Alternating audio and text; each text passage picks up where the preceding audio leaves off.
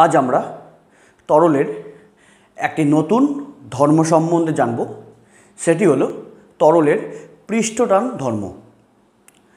তাহলে আজকে আমাদের বিষয় পৃষ্ঠটান। সেটা সম্পূর্ণ তরলের ধর্ম, কিন্তু সেটা শুধুমাত্র তরলের মুক্ত পৃষ্ঠের ধর্ম। যে পৃষ্ঠটান সম্বন্ধে হয়তো তোমাদের ধারণা না থাকলেও কিন্তু পৃষ্ঠটান সম্বন্ধীয় বিভিন্ন বাস্তব উদাহরণ সম্বন্ধে তোমাদের অবশ্যই অভিজ্ঞতা রয়েছে। যেমন কোনো গাছের পাতার উপর ছোট ছোট জলকণাগুলি গোলাকার অবস্থায় থাকে, বা বৃষ্টির ফোঁটা গোলাকার। এছাড়াও তোমরা যদি দেখো যে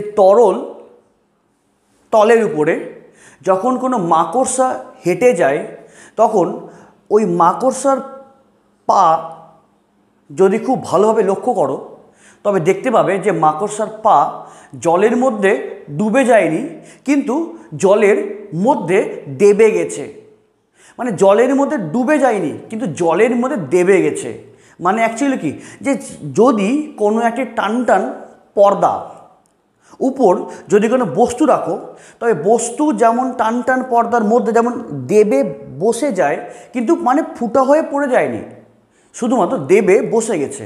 ঠিক সেই ঘটনা দেখতে পাই যখন জলের মধ্যে কোনো মাকড়সা হেঁটে যাচ্ছে। কিংবা আরেকটা সবচেয়ে ভালো উদাহরণ, সেটা গ্রামগঞ্জে দেখা যায়। কেন, গ্রামে প্রচুর পুকুর, এবং পুকুরে এই এক্সপেরিমেন্ট করা যায়, যে অ্যাকচুয়ালি আমি নিজেও করেছি। যে একে আমরা ছোটোবেলাতে বলি যে ব্যাঙের দৌড়। যে একটা ঢিলকে যদি পুকুরের উপরে পুকুরের জলের তলের সঙ্গে যদি স্পর্শকভাবে যদি ছোড়া হয়, তবে দেখা যাবে ওই ঢিল ও জলের তলের মধ্যে দিয়ে ও লাফিয়ে লাফিয়ে চলছে। কিন্তু এভাবে ফেললে হবে না, জলের তলের সঙ্গে যদি স্পর্শকভাবে যদি ফেলা যায়, তবে দেখা যাবে ওই ঢেল জলের তলের উপরে লাফিয়ে লাফিয়ে চলছে। একে আমরা বলি যে আঞ্চলিক ভাষাতে, বা সেটা আমরা খেলার ছলে বলা হয় যে ব্যাঙের দৌড়। অ্যাকচুয়ালি অত বড় ঢেল, একটা ভারী ঢেল জলের মধ্যে পড়লেও ডুবে না গিয়ে জলের তলের সঙ্গে যদি স্পর্শকভাবে যদি ফেলা যায়, তবে দেখা যাবে ওই ঢেল হচ্ছে জলে ডুবে না গিয়ে ও 3বার 4বারও আস্তে আস্তে আস্তে আস্তে ড্রপ খায়, খেতে খেতে খেতে তারপর আস্তে আস্তে জলে ডুবে যায়। আবার রং করার যে তুলি আমরা ব্যবহার করি, সেই তুলিকে জল থেকে তুলে যদি নিই, তাহলে দেখব যে তুলিগুলো চুপসে গেছে। যে অ্যাকচুয়ালি আমি এতগুলো যে জিনিসগুলো বললাম, তোমরা দুটা জিনিস বা দুটা তোমরা এখান থেকে সিদ্ধান্ত পাবে। যে 1 নাম্বার, যে তুলিকে যখন জল থেকে তুললাম, দেখলাম যে তুলি চিপসে গেল, তুলিটা চিপসে গেছে। কিংবা এই গাছের পাতার উপরে যদি ছোট, অবশ্যই ক্ষুদ্র হতে হবে, যে ক্ষুদ্র জলবিন্দু যদি পড়ে, তাহলে দেখব যে ওই জলবিন্দু গোলাকার আকৃতি ধারণ করেছে। কিংবা শীতকালে ঘাসের ডগায় যে শিশির বিন্দুগুলি থাকে, দেখবে যে শিশির বিন্দুগুলি গোলাকার শেপ নিয়েছে। যে অ্যাকচুয়ালি এই গোলাকার শেপ নেওয়া মানে কি, এই গোলাকার শেপ নেওয়া মানে এই গোলকের পৃষ্ঠতলের ক্ষেত্রফল সবচেয়ে কম হয়। যে আমাদের যত জ্যামিতিক চিত্র আছে বা যত জ্যামিতিক বস্তু আছে, তার মধ্যে গোলকের পৃষ্ঠতলের ক্ষেত্রফল সবচেয়ে কম। তার মানে আমরা দেখতে পেলাম যে বিভিন্ন জলের ফোঁটা, ক্ষুদ্র জলের ফোঁটা বা শিশির, ওরা একটা গোলাকার শেপ নিয়ে আছে। এবং এটাও দেখতে পেলাম যে তরলের মুক্ত তলে কোনো মাকড়সা যদি হেঁটে যায়, তবে সেটা মাকড়সার পা জলে ডুবে না গিয়ে ওই তরলের তল হচ্ছে দেবে যায়। কিংবা রং করার তুলিকে জল থেকে যদি উঠিয়ে তুলে দিই, তা দেখবে যে ও চুপসে গেছে। তো এখান থেকে আমরা দুটা জিনিস আমরা সিদ্ধান্তে আসতে পারি, যে তরলের মুক্ত পৃষ্ঠে এমন কিছু একটা ধর্ম কাজ করছে, যার জন্য তরল তার মুক্ত পৃষ্ঠের ক্ষেত্রফলকে হ্রাস করছে, হ্রাস করছে, তাই না? যে কোনো জলবিন্দু বা কোনো শিশির বিন্দু গোলাকার, তাহলে কি যে তরলের মুক্ত তলে এমন কোনো একটা ফোর্স বা কেউ ধর্ম কাজ করেছে যেটা ওকে গোলাকার শেপ করে দিয়েছে। গোলাকার শেপ মানে কি, পৃষ্ঠ তলের ক্ষেত্রফল সবচেয়ে কম করে দিয়েছে। তারপর রং করা তুলিকে যদি উপরে তুলি, রং করা তুলিকে জল থেকে যদি উপরে তোলা যায়, দেখবো কি ওই তুলিও কি চিপসে গেছে। চিপসে যাওয়া মানে কি, যদি ছড়িয়ে যায় তাহলে ক্ষেত্রফলটা বেড়ে গেল, আর চুপসে গেছে মানে কি ক্ষেত্রফলটা কমে গেছে। তাহলে আমরা একটা সিদ্ধান্ত আসতে পারলাম, যে মানে সিদ্ধান্ত বলতে গেলে যে ওই পর্যবেক্ষণই বলি, যে আমরা 1 নম্বর পর্যবেক্ষণ দেখতে পেলাম যে ক্ষেত্রফল হ্রাস করছে এমন ধর্ম। আর সেকেন্ড হচ্ছে যে যেহেতু মাকড়সা জলের উপরে এমনভাবে চলছে যেটা ওর পা ডুবে না গিয়ে ও দেবে যাচ্ছে, মানে একটা টান টান পর্দার মতো আচরণ করছে। তাহলে আমরা আরেকটা পর্যবেক্ষণ পেলাম যে পর্দার মতো আচরণ করছে। যে তাহলে কি বললাম, যে আমরা লক্ষ্য করলাম যে তরলের মুক্ত পৃষ্ঠে এমন কোনো ধর্ম কাজ করছে যার জন্য 1 নম্বর ক্ষেত্রফল কমাচ্ছে, আর সেকেন্ড কি তার মুক্ত পৃষ্ঠ পর্দার ন্যায় আচরণ করছে। এবং এই যার জন্য করছে এই অ্যাক্টিভিটিসগুলো তরল তার মুক্ততল যার জন্য করছে, যে ধর্মের জন্য করছে, তাকেই বলা হয় তরলের পৃষ্ঠটান। তাহলে উদাহরণগুলো আশা করি বুঝতে পারলে যে, এবং এই ধর্ম হচ্ছে পৃষ্ঠটান। এবার তোমাদের জানতে হবে যে পৃষ্ঠটান কী করে সৃষ্টি হচ্ছে, বা আমরা পৃষ্ঠটানকে আমরা কি করে নির্ণয় করতে পারি। যে তরলের উপরে তলে যে টান কাজ করছে, যে সারফেস টেনশন কাজ করছে, তাকে আমরা কি করে নির্ণয় করতে পারি।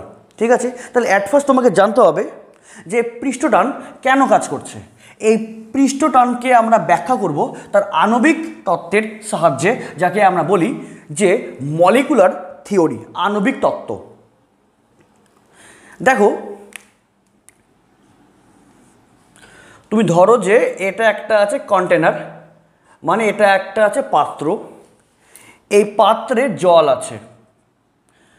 আছে বা কোনো তরল আছে, ধরলাম এখানে কোনো তরল আছে, ঠিক আছে। এবার ধরলাম যে এই তরলের মধ্যে ঠিক আছে, আমি এভাবে আঁকাচ্ছি না যাতে ভালোভাবে বুঝতে পারো, সেজন্য আমি এই ডটেড লাইনটা দিলাম না। শুধুমাত্র আমি তোমাকে বললাম যে এই মাঝখানে জল আছে বা কোনো লিকুইড আছে। তাহলে লিকুইড আছে মানে কি, তা নিশ্চয়ই তাহলে ওর মাঝখানে কোনো লিকুইডের কণা আছে, তাই না? লিকুইডের কোনো কণা আছে, তাহলে মাঝখানে কি লিকুইডের কণা একটাই নাকি? একটা তো না। এই লিকুইডের কণাকে ঘিরে চারিদিকে কি অসংখ্য এভাবে সব কণা আছে, তাই না? ঘিরে আছে। এবং এই তরল তলের অভ্যন্তরে কে কাজ করবে?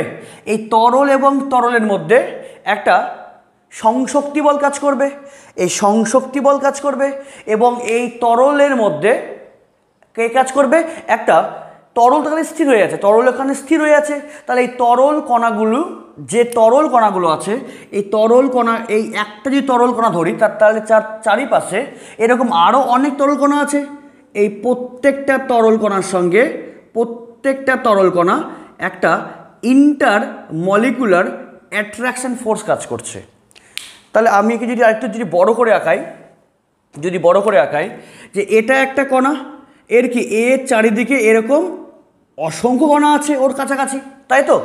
মানে ফাঁকা তো কোনো জায়গা নাই না, আমি ফাঁকা মনে হচ্ছে ফাঁকা, কিন্তু আসলে কোনো তো ফাঁকা নাই, এর মধ্যে অসংখ্য কণা আছে।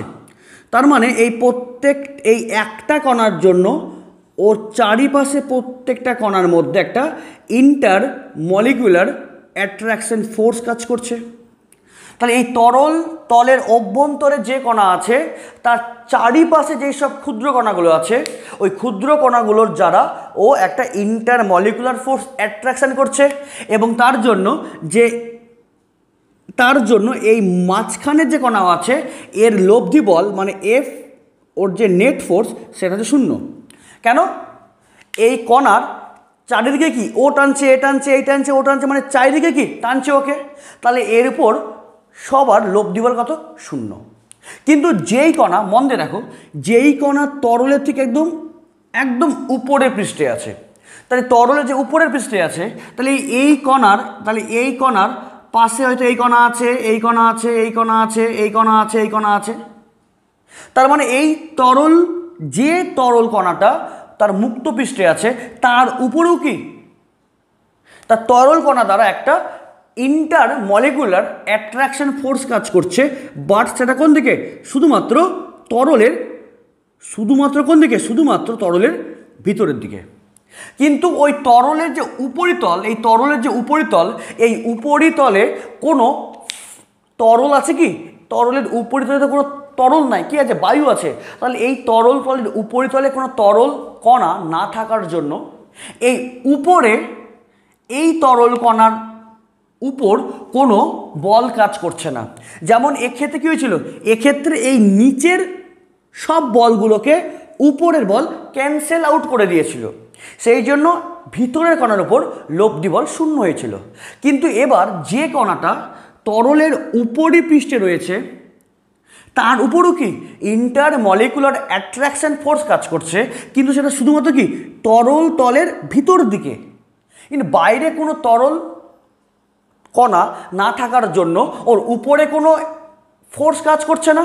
তার মানে ওর ভিতরে যে ফোর্স কাজ করছে, মানে ভিতরে এই তরল কণার উপর, মানে যে তরল কণা তরলের পৃষ্ঠে আছে, সেই তরল কণার উপর ওর ঠিক নিচের কি তরল কণা দ্বারা একটা ইন্টার মলিকুলার অ্যাট্রাকশন ফোর্স কাজ করছে, ঠিক এরকম।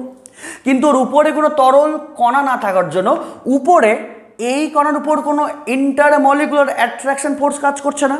তার মানে ওর ভিতরে শুধু ইন্টার মলিকুলার অ্যাট্রাকশন ফোর্স কাজ করার জন্য এই ভিতরের ফোর্সটাকে কেউ প্রশমিত করতে পারছে না। কেন? ওর তো ওর উপরিতলে তো কোনো জলে তো কোনো কণা নাই, জলের কণা কি শুধু ভিতরে আছে। যেমন এক্ষেত্রে কি, এক্ষেত্রে এই ভিতরে তাকে, যেমন এক্ষেত্রে কি ওর নিচেও তরল, সব দিকে তরল, তাহলে এই নিচের টোটাল ফোর্সটাকে বাইরের ফোর্স সব ক্যান্সেল করলো। কিন্তু এক্ষেত্রে সেটা হচ্ছে না।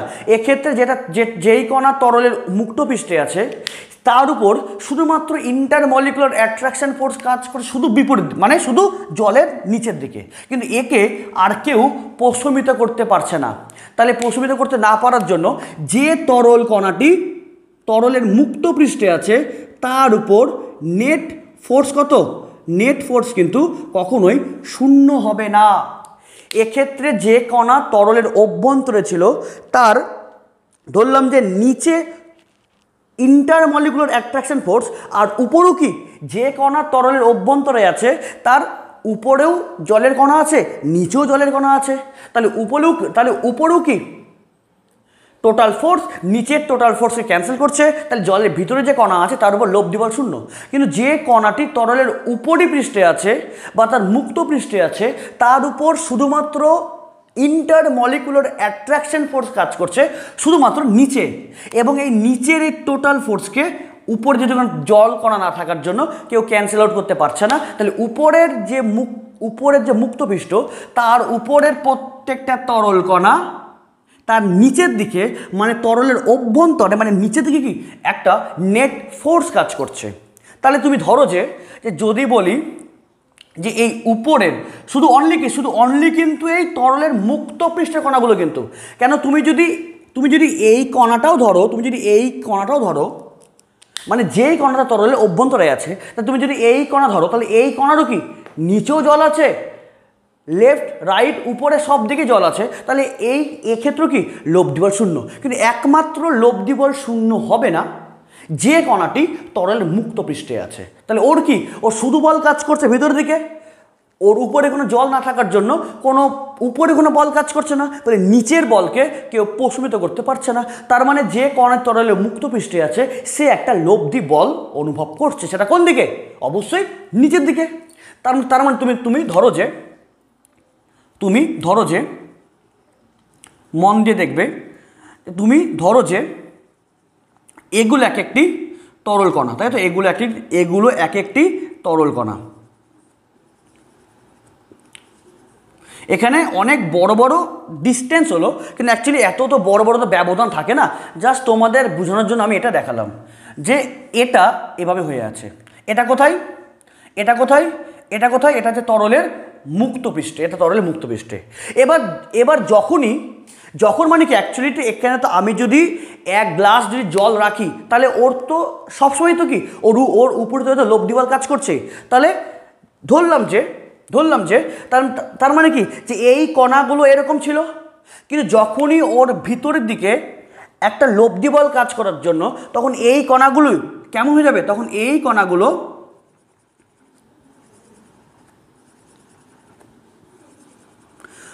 এই কণাগুলো ওরা কাছাকাছি চলে আসবে।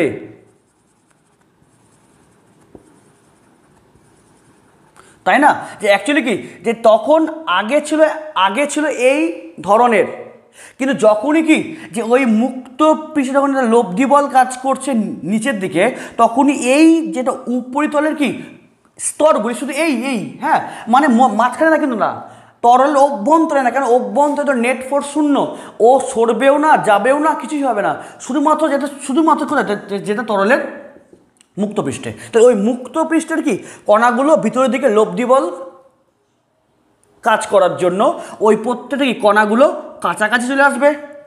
যদি কাছাকাছি চলে আসে তাহলে ওদের মধ্যে কি ব্যবধান কমে যাবে, তাহলে যদি ব্যবধান কমে যায় তাহলে ওদের মধ্যে কি ওই ইন্টার মলিকুলার অ্যাট্রাকশন ফোর্সটা কি আরও বেশি কি বেড়ে যাবে। তাই না, যে যখনই লব্ধিবল কাজ করবে প্রত্যেকটা কণা একে অপরের কাছাকাছি আসবে, তখন তাদের ব্যবধান কমে যাবে, এবং ব্যবধান যদি কমে যায় তবে এদের এই উপরের পৃষ্ঠে কি একটা লব্ধিবল কাজ করার জন্য প্রত্যেকটা কণা কাছাকাছি আসবে, এবং সঙ্গে কি এই উপরিতল, শুধুমাত্র এই উপরিতলের কি যে তরল তার ঘনত্ব বেড়ে যাবে। তাই না, উপরিতলের যে তরল তার ঘনত্ব বেড়ে যাবে, এবং কেন লব্ধিবল কাজ করছে, কণাগুলো কাছাকাছি আসবে, তাহলে একক আয়তনে ভর বাড়বে, তাহলে ঘনত্ব বেড়ে যাবে, এবং ঘনত্ব বললো মানে কি ওরা কাছাকাছি আসলো, তার মানে এবার ওদের মধ্যে ডিস্টেন্সটা কমে গেছে। ডিস্টেন্স যদি কমে যায় তবে ওদের শুধুমাত্র কি এই ডিস্টেন্স কমলো কোথায়, শুধুমাত্র তরলের মুক্ত পৃষ্ঠে। তাহলে তরলের মুক্ত পৃষ্ঠে কে কাজ করছে, এবার তাদের মধ্যে যে ইন্টার মলিকুলার অ্যাট্রাকশন যে ফোর্সের মানটা সেটা আবার বেড়ে গেল। তাদের মধ্যে ইন্টার মলিকুলার যে ব্যবধানটা কমলো মানে ফোর্স বাড়লো, তাহলে উপরের পৃষ্ঠে কণাগুলোর ফোর্স বাড়ার জন্য ফোর্সটা বাড়লো কোন দিকে, এই যে ওকে টানছে না, ওকে তো টানছে এভাবে টানছে, তাহলে যদি টানে তাহলে এই উপরের পৃষ্ঠের কণাগুলোর উপর ক্রিয়াশীল ভিতরের দিকে কি বলটা বেড়ে গেল। তাহলে বল যদি বেড়ে যায় তবে এই উপরের মুক্ত পৃষ্ঠে কি কণাগুলোর উপর বল এভাবে কাজ করছে। বল যদি বেড়ে যায় তাহলে উপরের পৃষ্ঠে কি হবে, একটা টান পর্দার মতো আচরণ করবে, এটাই তো না, টান পর্দার মতন তো আচরণ করবে।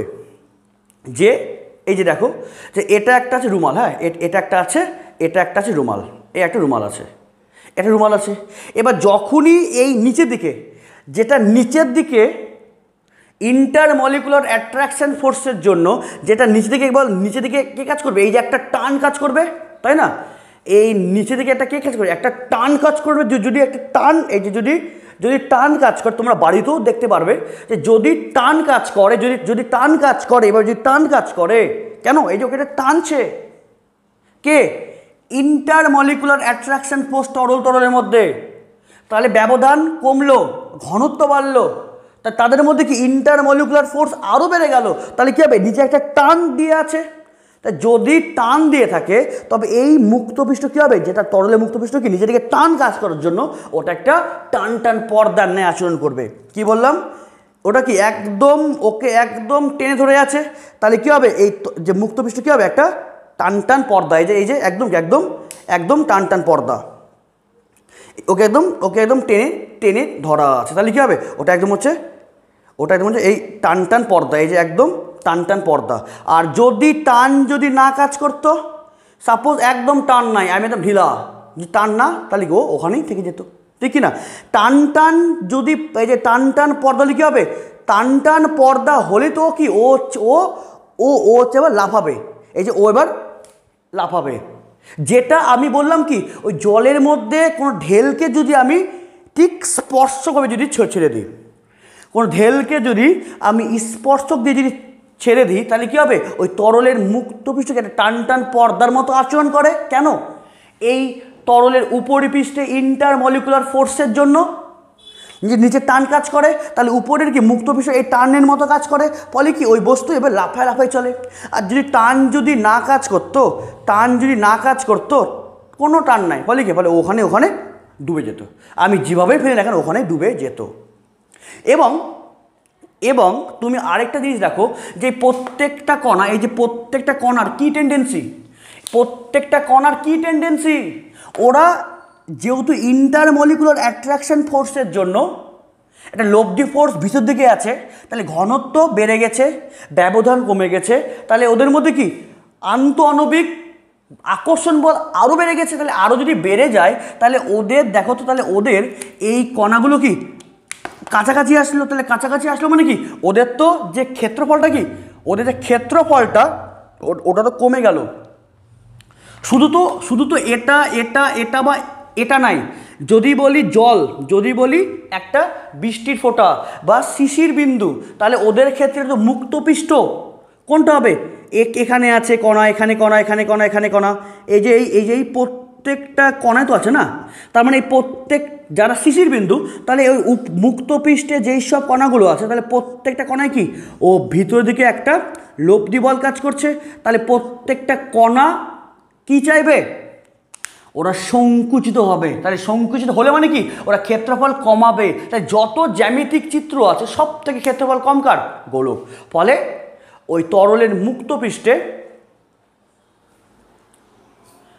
যেসব কণাগুলো আছে ওরা তার ঠিক নিচের লেয়ারের কণাগুলোর দ্বারা একটা লব্ধি ইন্টারমলিকুলার ফোর্স কাজ করার জন্য ওরা কাছাকাছি চলে আসে।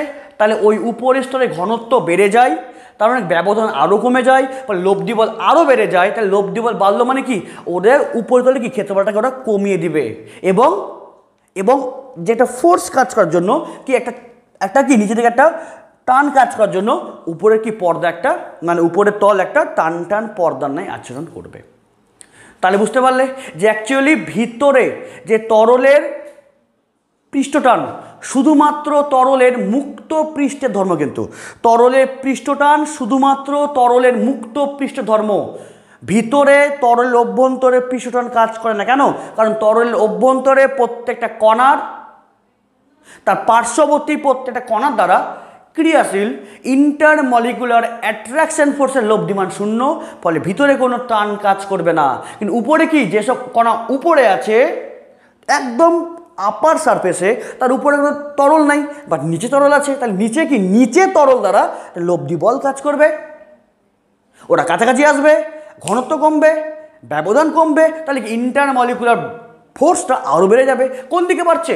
ভিতরের দিকে বাড়ছে। তাই ভিতর দিকে বাড়ছে মানে কি, ওর কী টেন্ডেন্সি, টানার জন্য ও সংকুচিত হচ্ছে, এবং ভিতরকে টান কাজ করার জন্য তার উপরের কি পৃষ্ঠটা একটা টান টান পর্দা, এ টানছে ও টানছে ও টানছে, একটা টান টানটা পর্দার মতো আচরণ করে আছে। না এটা কি আমাদের যে তার মানে এই তরলের কি মুক্ত পৃষ্ঠে একটা স্পর্শকীভাবে একটা টান কাজ করছে, যেটা সৃষ্টি কেন হচ্ছে, তার তরলের অভ্যন্তরীণ প্রত্যেকটা কণা দ্বারা ইন্টারমলিকুলার অ্যাট্রাকশন ফোর্সের লব্ধি বলের জন্য, ঠিক কি না?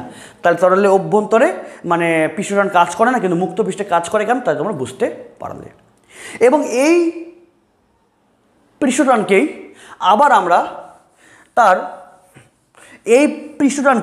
আবার আমরা ব্যাখ্যা করতে পারি আরেকটা ডিফারেন্ট পদ্ধতির সাহায্যে, সেটাকে বলা হয় পোটেনশিয়াল এনার্জি। কে বললাম যে এবার আমরা পৃষ্ঠটানকেই আমরা ব্যাখ্যা করব, এই পৃষ্ঠটানকেই আমরা ব্যাখ্যা করব তার স্থিতি শক্তি দিয়ে, তার পোটেনশিয়াল এনার্জি। বাট সেটা পোটেনশিয়াল এনার্জিটা কেমন? পোটেনশিয়াল এনার্জি অনেক হয়, যে কোনো তারকে প্রসারণ করলে হয়, কিংবা আবার অভিকর্ষীয় হয়, কিন্তু এক্ষেত্রে আমরা তরলের পৃষ্ঠটানকে আমরা ব্যাখ্যা করব তার পোটেনশিয়াল এনার্জির সাহায্যে। বাট সেটা কি, সেটা হচ্ছে আন্তঃআণবিক আকর্ষণ বলের। হ্যাঁ, যে আণবিক আকর্ষণ বলের স্থির শক্তির সাহায্যে এবার আমরা সারফেস টেনশনকে ব্যাখ্যা করব। সেম আবার দেখো যে তোমরা যে কোনো একটা ব্যাখ্যা করতেই পারো, কিন্তু তোমাদের আমি আরেকটা ভাবে বুঝিয়ে দিচ্ছি, এটা মন দিয়ে বুঝবে। হ্যাঁ দেখো যে সেম এখানে তরল আছে এবং যে ওই তরলের মধ্যে যে কণাটা সব মানে যেটা ভিতরে আছে, হ্যাঁ সেটা যে কোনো কণা ধরতে পারো যেটা তরলের অভ্যন্তরে আছে। তাহলে এবার ওর চারিদিকে কি আছে, ওর চারিদিকে প্রত্যেকটা কণা দ্বারা ও ইন্টারমলিকুলার অ্যাট্রাকশন ফোর্স ও অনুভব করবে, তাই না? তাই না, প্রত্যেকটা কণা দ্বারা ও ইন্টারমলিকুলার ফোর্স অ্যাট্রাকশন করবে। আবার এখানে যে কণা আছে ও কি, ও আবার তার পার্শ্ববর্তী যেসব কণাগুলো আছে তার দ্বারা আবার ইন্টারমলিকুলার অ্যাট্রাকশন ফোর্স কাজ করবে। মানে কি, মানে অ্যাকচুয়ালি এমন না যে ও একটার উপরই লোভ দিবর্ষণ, না, ওর অভ্যন্তরে যতগুলো কণা আছে প্রত্যেকের উপর সব দিকেই বল ক্রিয়া করছে, ফলে অভ্যন্তরে যতগুলো কণা আছে তার উপর লব্ধি বল শূন্য। ঠিক আছে, তাহলে এবার ভাবো, তাহলে যে কণাটি তরলের অভ্যন্তরে আছে তাকে সবাই আটকে ধরে আছে, সবাই ওকে আটকে ধরে আছে। তাহলে এবার ভিতরে যে কণা আছে তাকে যদি বার করতে হয় তবে আমাকে কি করতে হবে, আমাকে একটা শক্তি সাপ্লাই করতে হবে। যে সাপোজ কোনো একজনকে 50 জন মিলে আটকে আছে, 50 জন মিলে ওকে ধরে আছে, তাহলে আমাকে 50 জনের কাছ থেকে ওকে যদি ছুটিয়ে নিয়ে আসতে হয় তবে আমাকে কি করতে হবে, আমাকে একটা শক্তি প্রয়োগ করতে হবে, ফলে ওকে ছিনিয়ে নিয়ে আসার জন্য, তাই তো। তাই তরলের অভ্যন্তরে যে কণাটি আছে ওকে চারিদিক থেকে ওকে ধরে রেখেছে, যার জন্য ওর লোভ দিবার শূন্য। কিন্তু এবার তরলের অভ্যন্তরে ওই কণাকে যদি বাইরে বার করতে হয় তবে আমাকে একটা শক্তি প্রয়োগ করতে হবে, তাই তো, একটা শক্তি প্রয়োগ অবশ্যই করতে হবে। কেন, ও তো ওখানে আটকে আছে, তাহলে তার মানে কি, ওকে শক্তি প্রয়োগ করে আমাকে নিয়ে আসতে হবে। তাই শক্তি প্রয়োগ করে নিয়ে আসতে হবে মানে কি, তাহলে এই কণাটি এখানে নেগেটিভ পোটেনশিয়াল এনার্জিতে আছে। কি বললাম, যে যেহেতু ও তো আটকে আছে, তাহলে ও আটকে আছে মানে কি, তাহলে ওকে যদি বার করতে হয় আমাকে ধনাত্মক শক্তি দিয়ে ওকে বার করতে হবে। তার মানে কি, ওর মধ্যে নেগেটিভ এনার্জি আছে। অ্যাকচুয়ালি তোমরা ক্লাস 11-এ কেমিস্ট্রিতে তোমরা পড়বে যে কোনো একটি ইলেকট্রনের এনতম কক্ষপথে শক্তি কি হয়, নেগেটিভ। এনতম কক্ষপথে শক্তি কি হয়, নেগেটিভ। কেন নেগেটিভ, কেন অ্যাকচুয়ালি যে কোনো একটা কণা যদি আবদ্ধ থাকে বা কোনো একটা কণা যদি আকর্ষিত থাকে, তাহলে ওই আকর্ষিত থাকা বলতে কি বোঝায়, ওর পোটেনশিয়াল এনার্জি কি হয়, নেগেটিভ। কেন, আরে ও তো আকর্ষিত হয়ে আছে, তাহলে আকর্ষিত হয়ে আছে মানে কি, তাহলে ওকে বার করতে গেলে আমাকে ওকে পজিটিভ এনার্জি দিয়ে ওকে বার করতে হবে। তার মানে কি, ও এখন নেগেটিভ এনার্জি আছে। কি বললাম, যে সাপোজ তুমি ভাবো যে আমাকে একটা বাটিতে আছে বরফ আছে আর একটাতে আছে গরম চা আছে। তাহলে গরম চা মানে কি, ওর মধ্যে পজিটিভ এনার্জি আছে, ফলে ও একাই রিলিজ করতে পারবে। বাট যে বরফ আছে, বরফ মানে কি, ওরা জমে আছে, প্রত্যেকটা কণার মধ্যে ইন্টারমলিকুলার অ্যাট্রাকশন ফোর্স বেশি। তাহলে ওই বরফকে যদি গলাতে হয় বা ওকে যদি বাষ্পীভূত করতে হয় তবে আমাকে কি করতে হবে, ওই বরফকে একটা তাপ দিতে হবে। তাপ মানে কি, ওই ধনাত্মক শক্তি দিতে হবে, তাই তো। তার মানে আমি কাউকে ধনাত্মক শক্তি সাপ্লাই করছি, তার মানে কি, তার মানে ও হয়তো আটকে আছে। তাহলে সেম ব্যাপার, যে এখানে যে কণাটি আছে ওই কণা কি, ওই কণাকে ওর কোনো লোভ দিবার শূন্য, কেন প্রত্যেকটা কণাকে আটকে ধরে রেখেছে।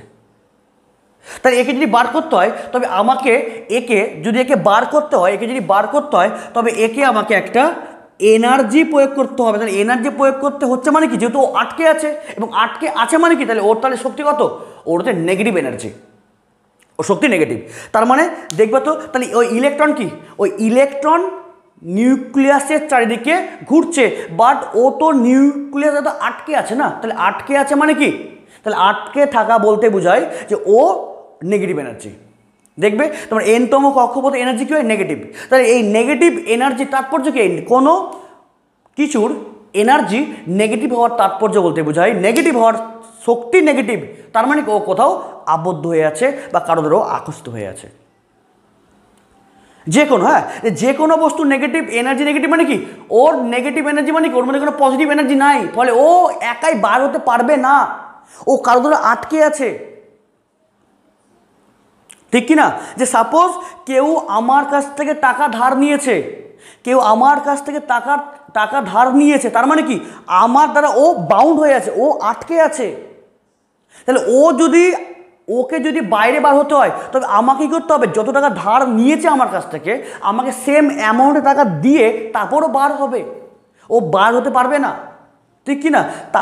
তার মানে কি যে কারো কাছে নেগেটিভ এনার্জি মানে কি, তাহলে ও আটকে আছে, ওকে বার করতে গেলে আমাকে ধনাত্মক এনার্জি দিতে হচ্ছে। সেম যে ও এখানে আটকে আছে, তাহলে ওকে যদি বার করতে হয় আমাকে ধনাত্মক এনার্জি দিয়ে আমাকে বার করতে হবে। তাহলে ও আটকে আছে মানে কি আমাকে আগে পজিটিভ এনার্জি দিতে হচ্ছে, তাহলে ও তাহলে নেগেটিভ এনার্জিতে আছে। আবার যে কণা একদম তরলে মুক্ত পৃষ্ঠে আছে, যে কণা তরলের মুক্ত পৃষ্ঠে আছে, তাহলে সেই কণাও কি, যে কণা তরলের মুক্ত পৃষ্ঠে আছে সেই কণাও তার নিচের দিকে কি, তার নিচের দিকের কণা দ্বারা আটকে আছে। তার মানে এই কণা আটকে আছে, বাট একে দেখো আটকাইছে কি কমজন। যে ভিতরে আছে তাকে নিচেও আটকাইছে উপরেও আটকাইছে, তাহলে এ বেশি পরিমাণে আটকে আছে, তাহলে একে বার করতে আমাকে বেশি ধনাত্মক শক্তি দিতে হবে। তাহলে এর মধ্যে কি, তাহলে এর মধ্যে নেগেটিভ পোটেনশিয়ালটা হচ্ছে বেশি, কেন একে বার করতে গেলে আমাকে বেশি দিতে হচ্ছে।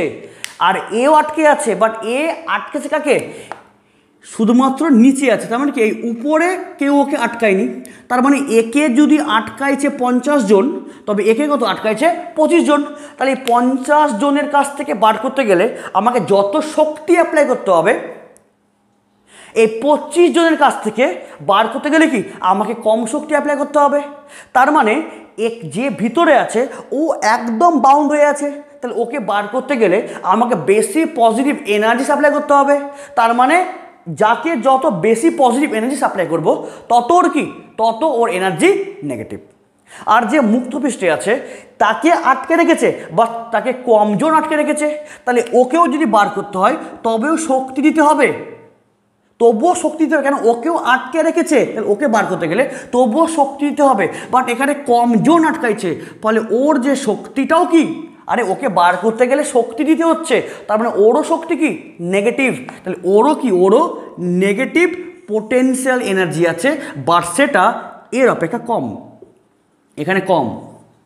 তাহলে এখানে কি ওর কম পোটেনশিয়াল এনার্জি, তাই না?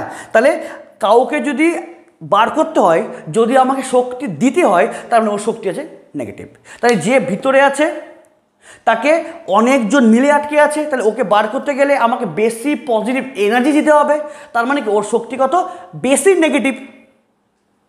আর যে উপরে আছে সে কম জন দ্বারা আটকে আছে, তাহলে ওকে বার করতে গেলে শক্তি দিতে হবে, বাট সেটা কম শক্তি দিতে হবে, তার মানে ও তাহলে কম পোটেনশিয়াল এনার্জিতে আছে।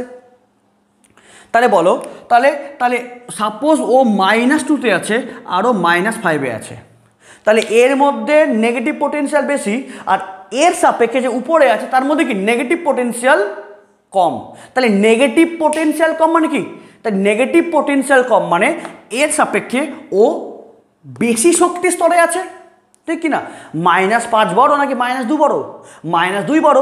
তাহলে একে বার করতে গেলে আমাকে কম ধনাত্মক শক্তি সাপ্লাই করতে হবে, কেন ওকে কমজন আটকে আছে। তাহলে ও যাকে যত বেশি কম শক্তি সাপ্লাই করব, তাহলে তার মধ্যে কি তত নেগেটিভ পোটেনশিয়াল কম আছে। তাহলে নেগেটিভ পোটেনশিয়াল কম, তার মানে কি, তাহলে -5 অপেক্ষা -2 কি বড়, তাহলে নেগেটিভ পোটেনশিয়াল কম, তার মানে কি নেগেটিভ পোটেনশিয়াল কম মানে তার মানে এই উপরের স্তরটা বেশি শক্তি স্তরে আছে। তার মানে যে যারা উপরের স্তরে আছে তারা বেশি শক্তির স্তরে রয়েছে, আর যারা নিচে আছে তারা নেগেটিভ পোটেনশিয়ালটা বেশি, তার মানে কি, তার মানে ও বেশি আবদ্ধ হয়ে আছে, তাই নেগেটিভ পোটেনশিয়াল বেশি মানে কি, তার মানে ও কম শক্তি স্তরে রয়েছে, ও কম শক্তি স্তরে রয়েছে। এবার যার মধ্যে যত বেশি পোটেনশিয়াল থাকবে, তাই না, এর সাপেক্ষে ও বেশি পোটেনশিয়াল, তাই যার মধ্যে যত বেশি পোটেনশিয়াল থাকবে সে তত কী হবে, আনস্টেবল, তত কী হবে, আনস্টেবল। দেখো দেখো এই যে এই মার্কারটাকে আমি রাখলাম এভাবে, দেখো ও কিন্তু কী হচ্ছে, আমি রাখলাম এভাবে কিন্তু ও পড়ে যাচ্ছে, রাখলাম এভাবে কিন্তু ও পড়ে যাচ্ছে, কিন্তু যদি রাখি এভাবে ও কিন্তু পড়ছে না। কেন? যদি মার্কারকে রাখি এভাবে তবে এক্ষেত্রে ওর পোটেনশিয়ালের মানটা বেশি, তাহলে পোটেনশিয়াল বেশি হলে কী হবে, ও বেশি আনস্টেবল। যদি রাখি এখানে কি ওর পোটেনশিয়াল কম, তাহলে ওর মধ্যে কোনো শক্তি নাই, ফলে ও ওখানেই স্থির থাকবে, ও আনস্টেবল, ও স্টেবল। কেন? যখনই একে রাখবো এভাবে, যখনই একে রাখবো এখানে, দেখো তাহলে যখনই রাখবো একে এখানে, তখন কি, যখন রাখবো এভাবে তখন এই বস্তুর ভার কেন্দ্রর হাইটটা বেড়ে যাবে। ভার কেন্দ্র বলতে কি বোঝায়, যেখানে মোট ভর জমা হয়ে আছে। তাহলে এই যখনই বস্তুকে রাখবো এভাবে লম্বাভাবে, তখনই এই বস্তুর মোট ভর কী হবে, এখানে জমা হয়ে আছে, তাহলে কি ওর ভার কেন্দ্রের ডিস্টেন্সটা বেড়ে গেছে। তাহলে ভার কেন্দ্রের ডিস্টেন্স বাড়লো মানে কি, তাহলে এবার ওর মধ্যে অভিকর্ষীয় পোটেনশিয়াল এনার্জি মানে mgh বেড়ে গেছে। তার মানে কি ওর মধ্যে পোটেনশিয়ালটা বেড়ে গেছে, তাহলে পোটেনশিয়াল যত বেশি বাড়বে তত কী হবে, আনস্টেবল। এবার যদি শুয়ে রাখি তবে দেখো তো, তবে ওর মোট যে ভর কিন্তু কী আছে, এখানে আছে, তাহলে ভূমির সাপেক্ষে ওর হাইটটা কি কম। যখন দাঁড়িয়ে আছে তখন ওর কি, যখন ও দাঁড়িয়ে আছে তখন ওর ভার কেন্দ্র এখানে আছে, তাহলে ভার কেন্দ্রের উচ্চতা বেশি, তাহলে mgh বেশি, তাহলে ওর মধ্যে কি পোটেনশিয়াল বেশি, তাহলে পোটেনশিয়াল বেশি হলে কী হবে, ও পোটেনশিয়াল বেশি মানে কি ওর মধ্যে শক্তি আছে, তার মানে কি ও এবার কার্য করবে, তার মানে কি ও এবার, যার মধ্যে যত পোটেনশিয়াল এনার্জি বেশি সে তত বেশি আনস্টেবল। এবার দেখো একে যখন দিলাম শুয়ে, তখন এর ভার কেন্দ্র এখানে, তা দেখো এই ভূমির সাপেক্ষে ওর হাইট কি খুবই কম, তাহলে হাইট কম মানে কি ওর মধ্যে পোটেনশিয়াল এনার্জি কম, তাহলে পোটেনশিয়াল এনার্জি কম মানে কত শক্তিই নাই, তাহলে ও তো কোনো কাজ করতেই পারবে না, তার মানে ওখানে তো কি ও থুতো কী বলে ওটাকে, মানে জগন্নাথ হয়ে বসে আছে, তাই না, যে অ্যাকচুয়ালি যখন থাকবে এখানে তখন পোটেনশিয়াল বেশি থাকে, ও পড়ে যাচ্ছে, বাট এখানে কি পোটেনশিয়াল কম, ফলে ওখানে স্থির। তাহলে যার মধ্যে পোটেনশিয়াল যত বেশি হবে সে তত কী হবে, আনস্টেবল। এবং দেখো যে যত বেশি পোটেনশিয়াল বেশি সে কি চায়, এ ছিল এখানে ছাড়লাম, ও হচ্ছে পড়ে যাচ্ছে, তাই না, ছিল এখানে ছাড়লাম, দেখো পড়ে যাচ্ছে, তার মানে কি যার মধ্যে পোটেনশিয়াল বেশি সে আনস্টেবল। তাই যার মধ্যে যত বেশি পোটেনশিয়াল সে কি চায়, সে সবচেয়ে কম শক্তি স্তরে আসতে চায়, তাই না, যে এর মধ্যে শক্তি ছিল বেশি আর এখানে শক্তি কম, তাহলে যেখানে শক্তি বেশি সেখানেও আনস্টেবল, যেখানে শক্তি কম সেখানেও স্টেবল। তার মানে কি যে শক্তি বেশি মানে ও আনস্টেবল, ফলে ও কি চায়, ও আনস্টেবল হয়ে আছে, ও স্টেবল হতে চায়, তাহলে স্টেবল হতে চায় মানে কি ও বেশি শক্তিস্তর থেকে কম শক্তিস্তরের দিকে আসতে চায়। ঠিক সেভাবেই যে ভিতরে আছে তার শক্তি কম, যে বাইরে আছে তার শক্তি কি বেশি, তাহলে বেশি শক্তি স্তর কি চায়, বেশি শক্তি স্তর মানে ও আনস্টেবল, ফলে ও কি চাই, ও চাই হচ্ছে আমি কম শক্তি স্তরে আসবো, কেন আমি স্টেবল হব, তাই না। দেখো এ ছিল কি, এ ছিল আনস্টেবল, এ ছিল আনস্টেবল, কি চাইছো, ছাড়লাম, ওভাবে পড়ে গেল, কেন, ও যেখানে পড়ে গেল সেখানে শক্তি শূন্য, তার মানে ওখানে ও স্টেবল। পোটেনশিয়াল এনার্জি বেশি হলে ও আনস্টেবল, এখানে আনস্টেবল। আর যদি শুয়ে রাখি তাহলে কি ওর পোটেনশিয়াল এনার্জি কম, তাহলে ও স্টেবল। তাহলে যারা আনস্টেবল তারা কি চায়, যারা আনস্টেবল তারা চায় হচ্ছে স্টেবল হতে চায়, মানে শক্তিটাকে কমাতে চায়। তাহলে এর সাপেক্ষে যে উপরের স্তরে আছে কণাগুলো, তাহলে ওরা হচ্ছে শক্তি বেশি, তাহলে এরা কি আনস্টেবল, পরে ওরা স্টেবল তাহলে এরা কি চায়, এরা স্টেবিলিটি লাভ করতে চায়, ফলে এই প্রত্যেকটা কণা কি চায়, এই প্রত্যেকটা কণার মধ্যে শক্তি বেশি, ওরা আনস্টেবল, ফলে ওরা এই ভিতরের দিকে আসতে চায়। কেন ভিতর দিকে কেন আসবে, ও যত নিজেকে সংকুচিত করতে পারবে ও তত ভিতর দিকে আসবে, তাই তত যদি ভিতর দিকে আসে তত কি ওদের মধ্যে বাউন্ড হওয়ার চান্স বেশি, ঠিক কি না। এই যে ওরা যখন আছে ফাঁকা তখন কি, তখন একে আটকে রেখেছে কম জন মিলে। এবার যদি যদি এরা যদি কাছাকাছি চলে আসে তাহলে ওর উপর কি বাউন্ড ফোর্সটা বেড়ে যাবে। আরে বাউন্ড ফোর্স বেড়ে গেল মানে কি, ওকে বার করতে গেলে বেশি শক্তি লাগবে, তার মানে কি এবার ওর মধ্যে বেশি নেগেটিভ এনার্জি হয়ে যাবে। তার মানে বেশি নেগেটিভ এনার্জি মানে কি, তখন ও শক্তি কম, তাহলে ও তাহলে কী হবে, তখন তাহলে স্টেবল হয়ে যাবে, ঠিক কি না। তাহলে যারা আছে উপরের স্তর তাদের শক্তি বেশি, তাহলে ওরা আনস্টেবল হয়ে আছে, ওরা কি চায়, ওরা স্টেবল হতে চায়। ফলে স্টেবল হওয়ার জন্য ওরা যারা উচ্চ শক্তি স্তর থেকে নিম্ন শক্তি স্তরের দিকে আসতে চায়। তার মানে কি ওরা নিম্ন শক্তি থেকে স্তরের দিকে আসবে, মানে কি ওরা একটা তাদের যে পৃষ্ঠে যে ক্ষেত্রফল তাকে সংকুচিত করতে চায়, এবং যখনই সংকুচিত করবে তখন তার মুক্তল কী হবে, একটা পর্দা ন্যায় আচরণ করবে। যে অ্যাকচুয়ালি তোমাদের যেটা পছন্দ হয় তোমরা সেটাই তোমরা করবে, এবং আমার মধ্যে তোমরা দুটাই করবে। যে একটা তার হচ্ছে ওই ইন্টার মলিকুলার ব্যবধান এবং ফোর্স দিয়ে, আর সেকেন্ড ওর শক্তি দিয়ে, ব্যাপারটা সম্পূর্ণ একই, ঠিক আছে। তাহলে এই পৃষ্ঠটান কেন কাজ করছে, তার আণবিক ব্যাখ্যা বললে এবং তার শক্তি দিয়ে ব্যাখ্যা বলে। এবং এই শক্তিটা কি, এই শক্তি কিন্তু অবশ্যই তাদের আণবিক ব্যবধানের জন্য যে স্থিতিশক্তি, এবং এই যে পৃষ্ঠটান, তাহলে এই পৃষ্ঠটান কেন সৃষ্টি করে সেটা বুঝতে পারলে। কিন্তু এবার আমরা যে পৃষ্ঠটান তার সংজ্ঞা দিই কী করে। এটা আছে তরলের মুক্তপৃষ্ঠ, এই তরলের মুক্তপৃষ্ঠে একটা রেখাকে কল্পনা করা হয়, এবং এই রেখার তুমি চারিদিকে তুমি কয়েকটা জলের কণাকে তুমি কল্পনা করো, এই তাই তো। তার মানে এই জলের কণার এইদিকে কে আছে, জলের কণা আছে, তার মানে ওর এইদিকে কি হবে, একটা আন্তঃআণবিক আকর্ষণ বল কাজ করবে। আবার এই রেখার যেটা এই দিকে কণাগুলো আছে, তাহলে এবার এই কণার কি এই দিকেও কি জলের কণাগুলো আছে, তাহলে এই কণাগুলো কি হবে, যে পৃষ্ঠে আছে ওকে এভাবে টানবে, ঠিক কি না। তার মানে ওই তরলের মুক্ত পৃষ্ঠে যদি একটা রেখা কল্পনা করা হয়, তবে রেখার চারিদিকে প্রত্যেকটা কণা তার বাইরের দিকে একটা ফোর্স কাজ করে, যে ফোর্সটা ওই কল্পনাকৃত রেখার সঙ্গে লম্ব হবে, বাট তলের সঙ্গে মানে তরল তলের সঙ্গে স্পর্শকীয় ভাবে। তাহলে সেই স্পর্শকীয় যে বলটাকে আমরা কি বলি, পৃষ্ঠটান।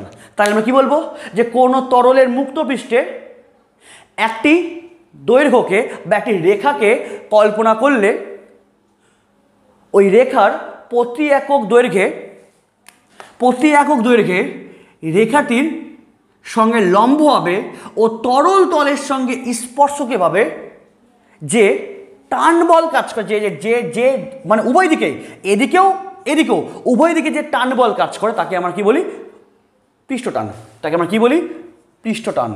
তাহলে পৃষ্ঠটান কাকে বলে, এফ বাই এল কেন, ওই তরলের মুক্ত পৃষ্ঠে একটি রেখাকে কল্পনা করলে তবে ওই রেখার প্রতি একক দৈর্ঘ্যে রেখাটির সঙ্গে লম্ব হবে ও তরলের মুক্ত পৃষ্ঠে স্পর্শকীয়ভাবে রেখাটির দুই পাশেই যে টান কাজ করে তাকে আমরা কি বলি, পৃষ্ঠটান। তবে এই যে পৃষ্ঠটান কাকে বলবো, যে তরলের মুক্ত পৃষ্ঠে প্রতি একক দৈর্ঘ্যে তরলটির স্পর্শকীয়ভাবে যে টান বল কাজ করে তাকে আমরা কি বলি, পৃষ্ঠটান। তাহলে তোমরা বুঝতে পারলে যে তরলের মুক্ত পৃষ্ঠে কেন টান বল কাজ করছে, এবং এই টান বল কাজ করার জন্য কি করছে, তার ও ক্ষেত্রফলকে কমাচ্ছে, এবং টান বল কাজ করার জন্য তার মুক্ত পৃষ্ঠকে একটা টান পর্দার ন্যায় আচরণ করছে। তাই এই যে টান বলটা কোথায়, একমাত্র মুক্ত পৃষ্ঠে, কীভাবে, ওই তরলের তলে স্পর্শ কীভাবে, সেই টানকে আমরা কী বলি, পৃষ্ঠটান। তবে এই পৃষ্ঠটান কাকে বলবো, পৃষ্ঠটান ইকুয়ালস টু পৃষ্ঠটান যাকে যদি টি বলি, তবে এই পৃষ্ঠটান টি মানে কি লিখব, এফ বাই এল, কিংবা এস লিখি, এস, হ্যাঁ, সারফেস টেন্সার মানে এস, সারফেস টেন্সার মানে এস। তাহলে এস মানে কি, যদি বলি পৃষ্ঠটান বা অনেক আবার ক্যাপিটাল টি দিয়েও লেখে, কোনো কোনো ব্যাপার না। তাহলে এই পৃষ্ঠটান S equals to F by L. কেন? কারণ ওই প্রতি একক দৈর্ঘ্যে মানে এল যদি হয় 1 তবে এস মানে কত হবে এফ। তাহলে প্রতি একক দৈর্ঘ্যে তরলের মুক্ত পৃষ্ঠে স্পর্শকীভাবে যে ফোর্স কাজ করে সেটা কি ওই তরলের পৃষ্ঠটান। কিংবা তুমি এটাই মানে কি অ্যাকচুয়ালি যে টানটাতে কাজ করছে ওই টানের ভ্যালুটা কত সেটা জানার জন্য একটা রেখা কল্পনা করা হয়। তবে ওই রেখার প্রতি একক দৈর্ঘ্যে রেখাটির সঙ্গে লম্ব হবে ও তরল তলের সঙ্গে স্পর্শক। হ্যাঁ, যে তরলের সঙ্গে স্পর্শক, এটা তরল, এটা তরল, হ্যাঁ এটা তরল। তাহলে কি এই রেখা, তাহলে কি এই যে ফোর্সটা সেটা তরল তলের উপর যে রেখাটি রেখার সঙ্গে লম্ব বা যে তরল ও তরল সঙ্গে কি স্পর্শক ভাবে যে টান বল কাজ করে রেখাটির দুই পাশেই তাকে আমরা কি বলি পৃষ্ঠ টান। ক্লিয়ার? তাহলে এবার আমাকে জানতে হবে এই যে পৃষ্ঠটান ওর একক এবং মাত্রা। ওর একক যদি আমরা কি বলি, যদি কি বলি পৃষ্ঠটান, তবে পৃষ্ঠটান বলতে কি বোঝায়? তরলের মুক্ত পৃষ্ঠে প্রতি একক দৈর্ঘ্যে স্পর্শকীভাবে যে ফোর্স কাজ করে বা যে টান বল কাজ করে তাকে কি বলে পৃষ্ঠটান। তবে পৃষ্ঠটান ইকুয়ালস টু কত? বল বাই দৈর্ঘ্য। তাহলে একক কি হয় সিজিএসে? ডাইন পার সেমি। এটা হচ্ছে সিজিএস একক, এটা হচ্ছে সিজিএস একক। এবং এর সাথে কি লিখবো? Newton per metre. এটা হচ্ছে এসআই একক। এবার মাত্রা, এবার মাত্রা কি লিখবো? এবার মাত্রা হচ্ছে মাত্রা কি বলের মাত্রা বা দৈর্ঘ্যের মাত্রা। তাহলে বলের মাত্রা কত? এম এল টি পাওয়ারে -2 বাই এল। এল আর এল কাটলো, তাহলে এম টি পাওয়ারে -2, এটা হচ্ছে মাত্রা হলো। এবার এই পৃষ্ঠটান আবার কিছু বিষয়ের উপর নির্ভর করে। 1 নম্বর তাপমাত্রা। তাপমাত্রা যদি তাপমাত্রা বেড়ে যায়, যদি তাপমাত্রা বেড়ে যায় তবে তরলের পৃষ্ঠটান সেটা হচ্ছে কমে যায়। কেন? যদি তাপমাত্রা বেড়ে যায় তবে তরলের উপরিতলের প্রত্যেকটা কণাগুলো শক্তি লাভ পাবে। শক্তি লাভ করার জন্য প্রত্যেকটা কণাগুলো এবার একে অপরের সাপেক্ষে দূরে সরে যাবে। যদি দূরে সরে যায় তবে তার মুক্ত তলে কী হবে? ঘনত্ব কমে যাবে, তাদের ইন্টারমলিকুলার অ্যাট্রাকশন ফোর্স কমে যাবে। তাহলে ওর ভিতরের দিকে কি যে টানটা সেটা কমে যাবে। তাই তাপমাত্রা বেড়ে গেলে ওদের পৃষ্ঠটান সেটা কমে যাবে। সেকেন্ড কি বলে? সেকেন্ড হচ্ছে ঘনত্ব। সেকেন্ড হচ্ছে ঘনত্ব। তাহলে ঘনত্ব যদি বেড়ে যায়, যদি ঘনত্ব বেড়ে যায় মানে তরলের মুক্ত তলে যদি ঘনত্ব বেড়ে যায় তবে কী হবে? তবে ওর যে পৃষ্ঠটান সেটাও বেড়ে যাবে। কেন? ওরা কাছাকাছি আসবে, ভিতর দিকে আকর্ষণ বল বাড়বে, তাহলে টান আরও বেশি হয়ে যাবে। থার্ড কি বলবো? থার্ড হচ্ছে তরলের উপরের তলের মাধ্যম। তরলের উপরের তলের মাধ্যম, হ্যাঁ তরলের উপরের তলের মাধ্যম। কোনো তরলের উপরিতলে যদি জলীয় বাষ্প থাকে, জলীয় বাষ্প থাকে তবে তার জন্য পৃষ্ঠটানটা কমে যাবে। আর যদি থাকে শুষ্ক বায়ু তবে সেক্ষেত্রে ওর যে সারফেস টেনশন সেটা হচ্ছে বেড়ে যাবে, তাই না? কেন বাড়বে? যে তরলের উপরিতলে কোনো তরল মুক্ত পৃষ্ঠ, হ্যাঁ যে কোনো তরলের এটা কি ওর মুক্ত পৃষ্ঠ, কোনো তরলের মুক্ত পৃষ্ঠে যদি থাকে কে থাকে? যদি থাকে জলীয় বাষ্প, তবে সেক্ষেত্রে সারফেস টেনশন কমে যায়। কেন কমে যায়? উপরে কি আছে? উপরে আছে জলীয় বাষ্প। তাহলে ওর ভিতরে তো একটা টান কাজ করছে, তাই না? ওর যে ভিতরে তো একটা টান কাজ করছে। বাট যদি উপরে জলীয় বাষ্পপূর্ণ বায়ু থাকে, ওই জলীয় বাষ্পপূর্ণ বায়ুর সঙ্গে কী হবে? ওর এবার উপরের দিকে কি আবার একটা টান কাজ করবে। কেন? আরে জলীয় বাষ্পপূর্ণ বায়ু তো মানে জল আছে, তাহলে ওই জল ভিতরের যে জলের লেয়ার তার সঙ্গে তো লব্ধি বল কাজ করছে। বা যদি কে থাকে জলীয় বাষ্পপূর্ণ বায়ু, তাহলে আবার ওই জলীয় বাষ্পপূর্ণ বায়ুর সঙ্গে কী হবে, ওর উপরও একটা বল কাজ করবে। তাহলে যেটা ভিতরে হচ্ছিল, ভিতরে কি ভিতরে কোনো নাকি লব্ধি বা শূন্য, তাহলে ঠিক সেভাবে যদি জলীয় বাষ্পপূর্ণ বায়ু থাকে তবে নিচের বল কাজ করবে এবং উপরেও একটা বল কাজ করবে। তার মানে ওই নিচের বলকে ওই উপরের বল কি কিছুটা হলেও কমিয়ে দেবে। তাহলে এই নিচের বলকে উপরে জলীয় বাষ্প থাকার জন্য উপরের বলকে কমিয়ে দিচ্ছে। তাহলে উপরের বলকে যদি কমিয়ে দেয় তাহলে এই মুক্ত পৃষ্ঠের যে স্তর তার ঘনত্ব কি বাড়তে পারবে? ঘনত্ব বাড়তে পারবে না। উপরে জলীয় বাষ্পপূর্ণ বায়ু আছে, তাহলে ওই উপরেও কি আবার সেম নিচের ঘটনা ঘটে যাবে। তাহলে লব্ধি বল কি এবার নিচের দিকে লব্ধি বল মানে এই নিচের দিকে অ্যাট্রাকশন ফোর্সটা কি আর বেশি হতে পারবে না, মানে ওই তরল পৃষ্ঠের কি ঘনত্ব বাড়বে না, তাহলে আন্তঃআণবিক আকর্ষণ বলও বাড়বে না। তাহলে কী হবে, তাহলে পিস্টনটা কমে যাবে। আর যদি যদি থাকে শুষ্ক বায়ু, আর এই শুষ্ক বায়ু মানে কি, শুষ্ক বায়ু মানে উপরে বায়ু আছে বাট বায়ুতে কোনো জলীয় বাষ্প নাই। তাহলে জলীয় বাষ্প না থাকার জন্য উপরে কেউ ওকে কি বল দিয়ে টানতে পারবে না, তাহলে ওই নিচের লব্ধি বলকে ক্যান্সেল করতে পারবে না, তাহলে নিচের কি লব্ধি বলটা বেড়ে যাবে, ঘনত্ব বাড়বে, আন্তঃআণবিক ব্যবধান বলো মানে আন্তঃআণবিক যে আকর্ষণ বল সেটাও বেড়ে যাবে। হলো 3 নাম্বার। এবার 4 কি বলে, 4 না বলে যে দূষণ, যে কোনো জলের মধ্যে যদি জৈব পদার্থ মিশে থাকে, কোনো জলের মধ্যে যদি তেল বা চর্বি যদি মিশে থাকে তবে সেক্ষেত্রেও যে পৃষ্ঠটান সেটা হচ্ছে কমে যায়। যদি ওটাকে তাহলে হচ্ছে ওর হচ্ছে কমে যায়। আর যদি থাকে হচ্ছে অজৈব, যদি থাকে অজৈব তাহলে সেক্ষেত্রে ওদের পৃষ্ঠটানটা কী হবে, বেড়ে যাবে। কেন, যারা জৈব তেল বা জল, যারা তেল বা জল এদের ক্ষেত্রে কী হবে, এদের ক্ষেত্রে পৃষ্ঠটানটা কমে যাবে। আর যদি থাকে অজৈব তাহলে সেক্ষেত্রে পৃষ্ঠটানটা বেড়ে যায়। ক্লিয়ার, বুঝতে পারলে? এবং দূষণ হয়ে গেলেও কী হবে, যে তরলের পৃষ্ঠটান সেটাও চেঞ্জ হয়ে যাবে। তাহলে পৃষ্ঠটানের আণবিক ব্যাখ্যা করলে, তার স্ত্রী শক্তি দিয়ে ব্যাখ্যা করলে, পৃষ্ঠটান কাকে বলবো, ওর একক কী, ওর মাত্রা কী এবং কী কী বিষয়ের উপর নির্ভর করে।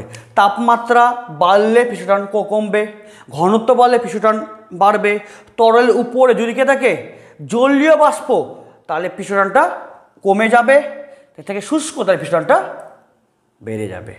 আর জৈব দূষণ হলে পৃষ্ঠটানটা কমবে, আর অজৈব হলে পৃষ্ঠটানটা বেড়ে যাবে।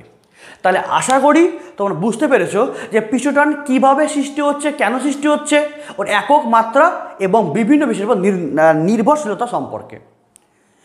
যদি বুঝতে না পারো তাহলে আমাকে অবশ্যই কমেন্ট করে জানাবে। দেখা হচ্ছে নেক্সট ক্লাসে। Thank you.